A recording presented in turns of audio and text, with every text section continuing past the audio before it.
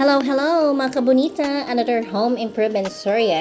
And for today, ang ipapakita po namin ay aming finished project dito po sa Lancaster, New City, General Trias, Cavite. And this is an Anika unit. So ang Anika unit po ay 50 square meters. And kasama po pag nag-avail po kayo ng gate and fence, yan po nakikita nyo po yung floor, yung tiles sa labas, sa front. And at the same time yung post lamps, kasama po yung ilaw.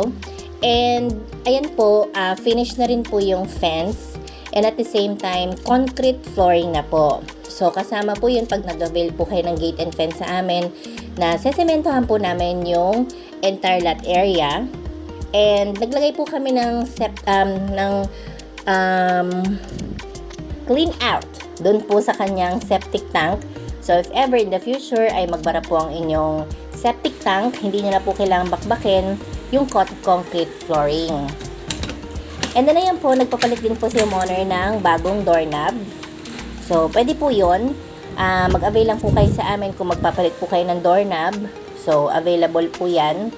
And then, nagpa-install po si homeowner, kasama po ang package na to na gate and fence is yung tiles. So 60 by 60 porcelain tiles. So wala pong kasamang pintura since hindi naman po nagpa-repaint si homeowner. So makita nyo lang po na talagang malinis po bago po namin turn over yan. So pag turn over syempre sa inyo yung unit nyo, naka-latex paint lang yan. So kung gusto nyo magpapintura ng glossy, so pwede naman po. Pero ibang scope of work po yan. And then pinasaraduhan lang po ni homeowner yung kanyang service area ng fence. So painted din po yon.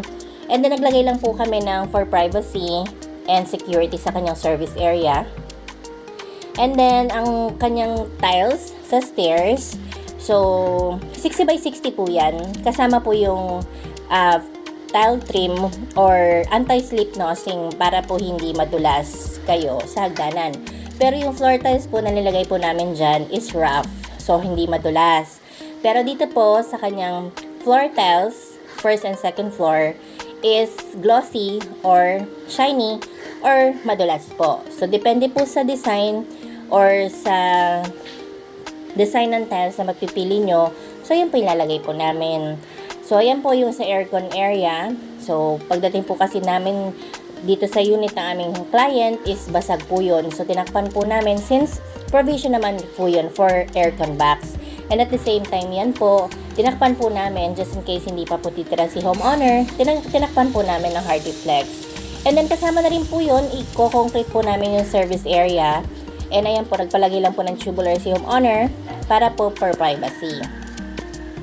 So makita nyo po na parang may pintura yung kanyang bahay pero wala. Kasi upon turnover namin sa aming client, kailangan po na malinis po talaga yung bahay at titira nyo na lang po or lilipatan. So kasama din po dito, pag in-avail nyo po yung gate and fence, ay yung A3 plan and City Hall permits. Kailangan po ng zoning and fencing permit kapag kayo po ay magpapabakod.